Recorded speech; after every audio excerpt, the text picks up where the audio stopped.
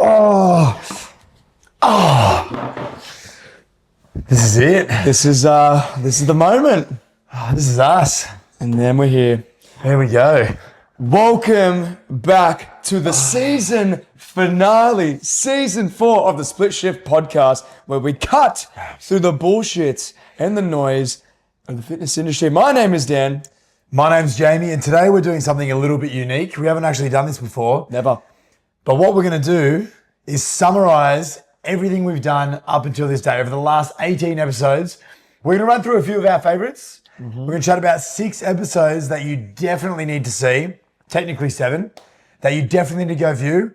Give it a little bit of a summary, a little bit of a teaser as to what you're going to hear in those episodes. And yeah, see how you get the maximum amount of value before fucking season 5 starts, because it's coming out soon.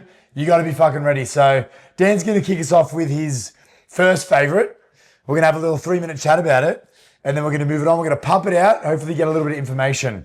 Absolutely. And you know, once you've done all those, you've listened to all these episodes, then just go speed run the whole season, because every single one of them are fucking bangers. But these are definitely one of our favorites for sure. Every single one is a banger. Nothing we talk about is not banger. Yeah. That's for sure. It's very tough to pick from, but definitely from a value point of view, these are the ones you should look out for. For the first one, episode 8, why you can only make progress when you are locked in. Oh, 3 minutes locked in. Let's talk about that. What are you going to talk about? It's fact. It is true. It is true. It is true. Definitely, you know, people talk about the all or nothing a lot. We definitely do in this in the Split Shift podcast. You would know about this. Locked in can definitely be a front or a facade for that, and people can phrase it differently. People can, you know, they can think about like, you know, I need to be locked in on my goals and, you know, what the fuck that means. And they just like to full dial in, fixed, no distractions, and if you're all in, and you can do that. That's fine. Nothing wrong with that. But the people who have different values, who care about other things, who have families, kids, social life, all that type of stuff, makes it really hard because they ends up resenting this part of their life. What's your thoughts?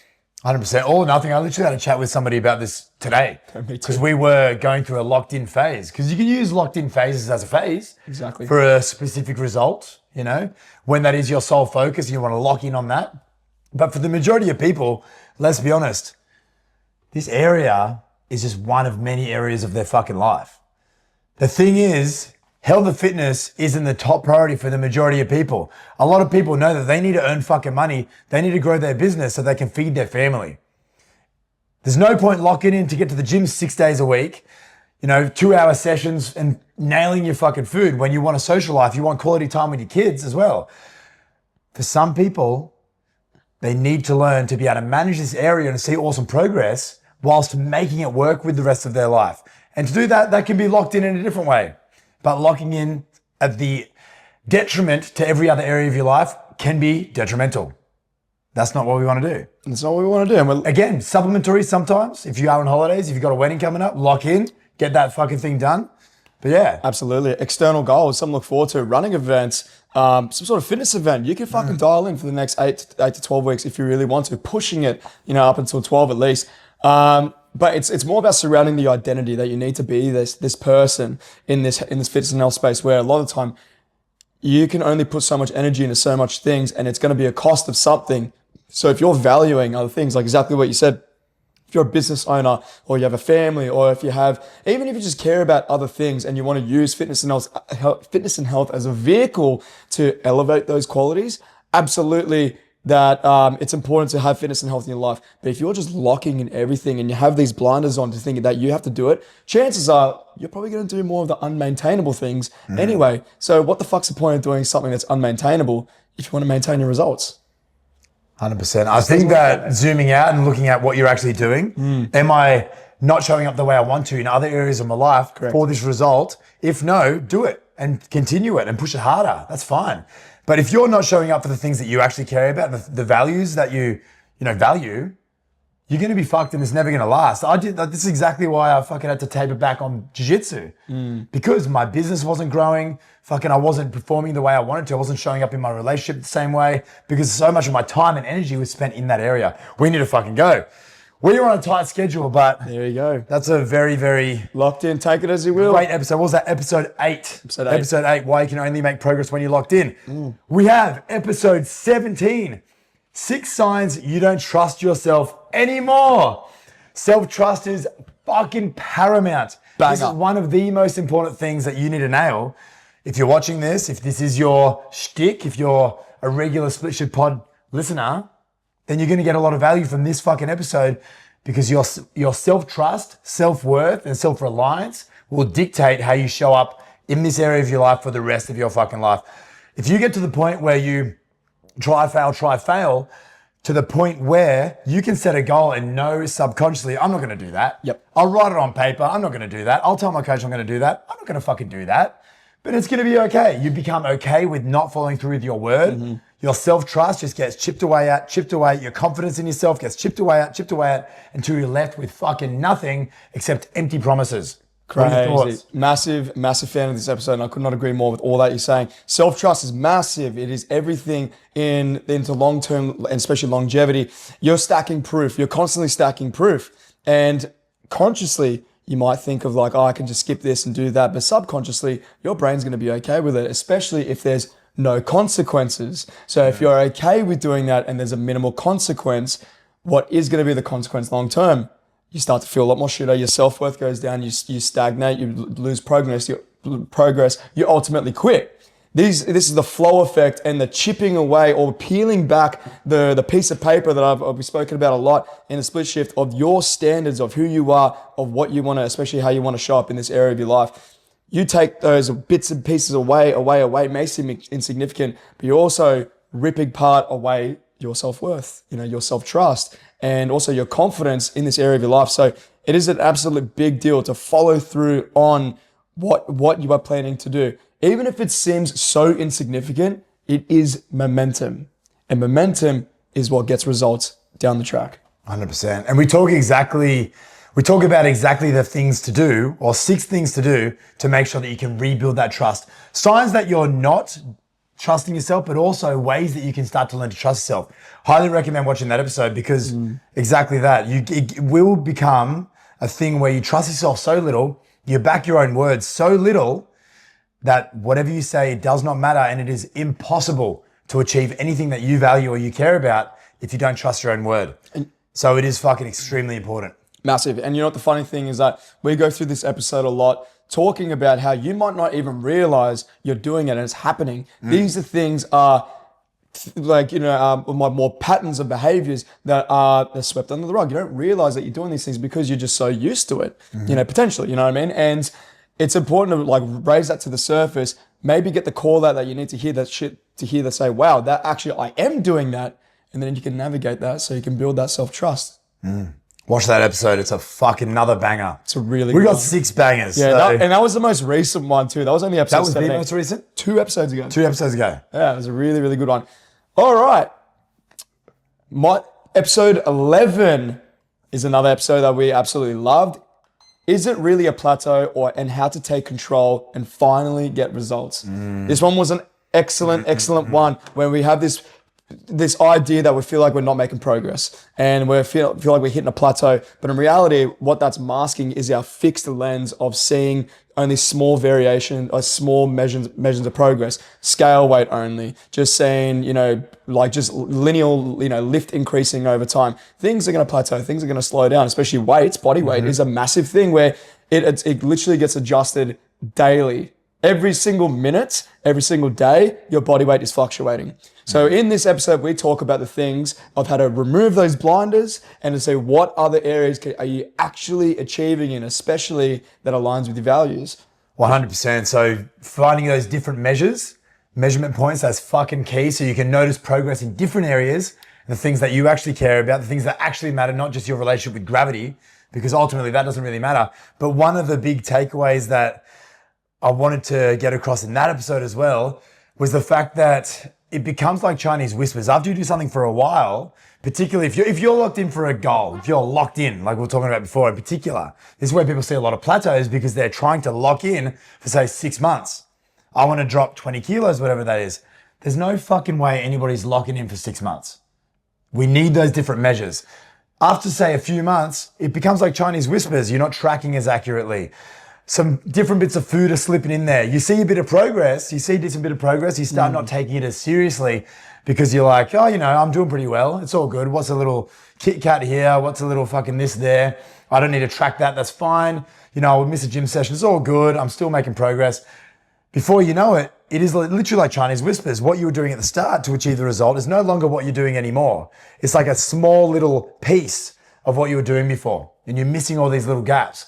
So it's important that you understand, am I actually doing what it takes to achieve that result? Massive. Understanding what it takes, and then am I executing on that? Absolutely. And it's all comes down to when you're measuring progress, or if you're seeing like where these plateaus are coming from, you're essentially just assessing your standard. What is your standard from for the moment that you said you're going to do these things, these habits, whatever it may be? Are you adhering to that same system or improving on it over time? And it's important to audit that so that when we look at it in terms of progress, I believe when we spoke about it as the full picture, when you're looking at different measures of progress, you have habitual, performance, physical, and mental. They're two epic four ways you can look to audit your progress and not just feel like you're just looking at the one thing. There's so many different wins that you can stack, and that's something that's important too. Stack your wins in many areas of your life, and you will never feel like you're going to plateau. 100%. And also make sure you're constantly doing alignment checks, making sure that you're not drifting off course. Bring up those yellow flags that we were talking about. I think it was last week, a couple of weeks ago. Bring up some yellow flags so you can understand what is an indicator that I'm going slightly off track or I'm not actually following through with what I need to do. Oh, is it me? Fuck. You're right, baby. All right, we're on. We're on. So my next one is going to be episode 3. This is a big throwback. This is probably half a year ago now. Has dieting become your personality? This is so huge. People do this for so long. So this is on the other end of the spectrum. Somebody that's been doing this for a decent amount of time. They've seen that progress. They've got a lot of validation from others. Before they know it, they've tied their identity to the person that's on a diet. Either on or off a diet, or they have no value unless they are that person that's lean and person that's doing the things to get there. So what we talk about in this episode is, first of all, noticing if dieting has become your personality. Can you actually imagine yourself not on a diet, or either not on or off a diet, whatever that looks like for you? Getting out of that all or nothing mindset. Could you just be however you are now? Or does that raise a lot of conflict or internal conflict for you? First of all, we need to navigate that, or learn how to notice that. Then we need to learn how to navigate that. And that's exactly what we talk about in this episode. Yeah, such a good one. Again, all or nothing manifests into so many different areas of your life where it's a real big thing. When I look into what really screws people over is this on and off switch. Feel like they're just always on. They have to be on, this type of person. And when it's off, all hell breaks loose. And so when we're looking at, in terms of navigating where you want to go, we speak about this a lot, is who is the person that you want to become? Who is that person that you want to live this ideal lifestyle, and how you want to eat as well, and how you want to be able to have this relationship with food and also certain foods. Because when you come into as a serial dieter or a person who diets, chances are there might be risk of relationship issues with food. There might be some demonization. There might be some bad, negative connotations with certain things, or say I can't have, or I shouldn't have, where you can have. So learning to be able to reframe that to say, my ideal self would want to eat these foods. I'm okay with doing this, or maybe listening to my body when I don't need to be reliant on tracking, for example, what my body is actually giving me to nourish myself, to fuel myself, to feel good, and allow ourselves to show up every single day to the shit we care about. And the thing is, if you do struggle with this, if dieting has become your whole personality, not your whole personality, but a large portion of your personality, even thinking about this will cause so much conflict, and it'll be extremely uncomfortable to the point where you'll be like, no, that's not me. That's not me. I swear, I'm all good. Have a think about, when you are watching this episode, have a think about and listen to what we're saying and think, am I actually resonating with any of those things? Do I have any similarities with my practices, my thought processes when it comes to food? Because this will come to a lot of, with a lot of people with eating disorders, a lot of things like that, where I need to actually be real with myself and real with where I'm at in this area, because if I don't, it's going to have massive detriments long term if I continue this cycle of resonating and not resonating, but identifying as the dieter, identifying as that person that's on the diet, always fucking on, always locked in. Yes. It's important that we get rid of that altogether. Massively. And you know what? Bottom line is we are huge advocates for seeking professional help. We obviously talk about a lot of these things in terms of mindset. Mindsets are very complicated and, it does require deep questions. You need to make sure that if you need to be ready for those big changes, seek a professional. It could be a coach, psychologist, dietitian, all that good stuff, right? Very important. Anyway, next one. Woo, we're pumping through this. Episode 10. Episode 10. Why you're putting everyone first and not yourself. The people pleaser. This one preaches to the choir for me personally. I can be quite a bit of a people pleaser, and it's looking at why are you willing to put others before you, but how that's impacting your progress. And this people pleasing mindset is that in this episode, we talk about how to navigate. You are a people pleaser, and that's not a bad trait to have. I think it's actually, you're for the people. That's a beautiful thing. You don't want to compromise your value of being there for people, especially people that you care about. But what you can do is to reframe it where you could show up for you better, so you could show up for them better. That is definitely the key. Putting everybody else first ends up being completely detrimental to this area if not navigated properly. So in this episode, definitely take that on board. Understand how you are showing up for others, for one, but are you actually putting yourself last? Because that is not going to be a place where you're going to be able to see the results that you want, and it's going to end up with you resenting this whole area. So what I do mention in this as well is making sure that your priorities are not necessarily the things that you want to do all the time. All right. So I'm understanding that this area doesn't need to be prioritized at the top of your priority list, which is how most people that want to lock in, that's how most people look at this area. They need to prioritize it. I'm just going to make it a priority. If I make it a priority, it'll be fucking easy. I'm just going to put myself first. Realistically, if this is your trait, you're not going to put yourself first for longer than fucking 6 weeks. It is going to be very, very hard because you do care about other people. So it's about aligning your goals and the results that you want with the things that you actually care about. How am I going to be able to show up better for my family if I do take care of myself? How can I make some non-negotiable habits each day that's going to improve my vitality, improve my energy, improve my sex drive, improve my ability to shop for my kids, my ability to shop for work? How will having a better physique and more confidence help me speak up in meetings? You know, they're the sort of things that we're going to be talking about in this episode. So if you are somebody that does struggle with, I put everybody else first, you might have kids, I put everybody else first, I put myself last, this area is just too hard for me, no time with kids, this is the episode for you. And when you're someone that is also feeling like you're listening to this, you're like, yeah, that's a good idea. I could definitely look into that. But push comes to shove. You just said, someone asks they need your help. You're like, okay, no worries. We also talk about how you can reframe the conversation where you could still be able to be there for them, but also they could be able to understand where you're coming from. Example A, someone needs your help, but you've scheduled in a gym session or a walk. You said, look, I can really help you with that. However, I did plan to do this. If you really need me there, I'm more than happy to. 9 times out of 10, they're probably going to be saying, don't worry, all good. If you like, go do that, come see me after. I'd be like, sweet, happy days. You've deflected that, especially that guilt feeling that comes with people pleasing. You're picking that or that. No, you still pick it there. You're leaning them into the conversation and let them decide for you.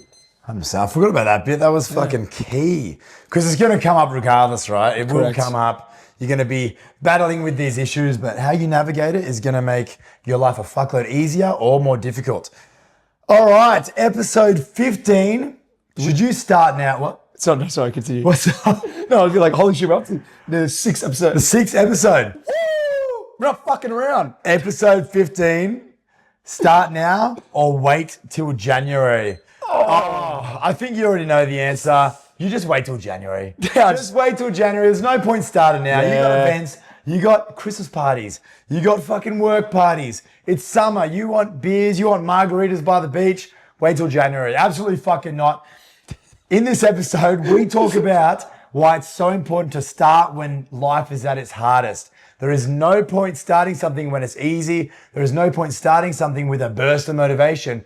Because when at the end of the day, shit's gonna fucking turn, life's gonna get hard. If you start when it's hard, if you start when it's easy, when life gets hard, you're fucked. If you start when life's turbulent, if you start when, all that shit's going on with your family, it's chaos, you got all these parties coming up. If you can learn to start and navigate this area amongst that turbulence, within that fucking cyclone, when it gets easier, you're just going to accelerate your results even more. In this episode, we talk about exactly how to do that. So that's key. Analogy that I use in this episode is that you're going down a current, you're going to have periods that it's going to be nice and smooth, clear waters, and there's also going to be white fucking rapids as well. This is the normal part of our journeys. It's never going to be that linear and simple. You have to learn how to navigate these tough periods of your life and learn how to compromise so you can keep this space in your life and it doesn't feel like it's on or an off switch. 100%. Yeah. The hard times are coming. You better learn to navigate it early, otherwise you're going to be cooked. And the massive thing with that is that when you're navigating hard things, you'll recognize yourself. I'm a person that can be able to handle hard things, which is massive for confidence in your mindset. Comes back to that self-trust we were talking about. If you can only do it when it's easy, you end up becoming that person that can only do it when it's easy, can only do it when it's fucking perfect. But anyway, watch that episode because that is another banger. We've had plenty of bangers. It's a very good one. We also have what? We have an honorable mention as well to mention. Of course, this is not a split shift episode if we couldn't mention Jacko Merritt's podcast. Unbelievable. If there's anyone that embodies an insanely fascinating and fucking, I'm talking, I don't even know how to put it into words. His mindset is absolutely insane. And what he's done, we talk about his upbringing. We talk about how he got to the point from doing triathlon, aside from footy with the Dragons to triathlons to Ironman to last man standing events, 160 kilometers running. And he's also talking about stillness and peace and breath work.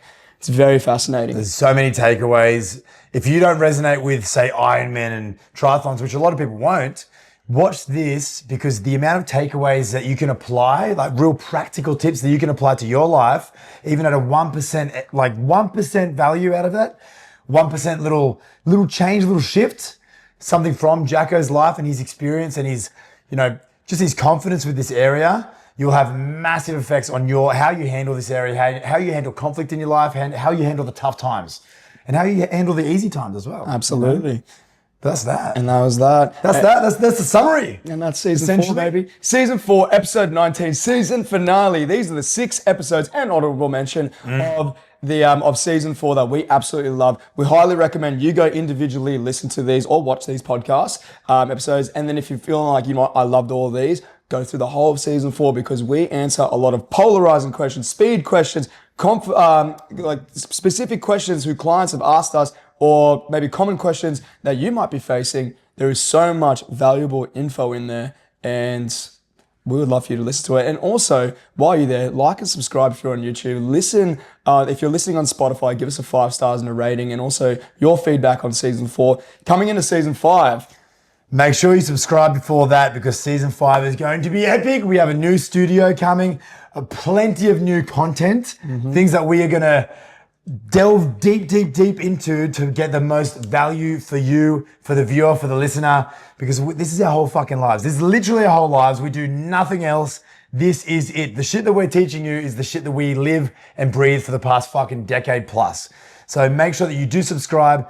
We're going to have awesome content, long form content. We're going to have short form content, things that you can just put into practice in your day to day, week to week. If you get your split shift podcast fix every fucking week, that's one little win that you can chalk up to get you in this area of your life at least once or at least twice, particularly if you're following us on Instagram as well.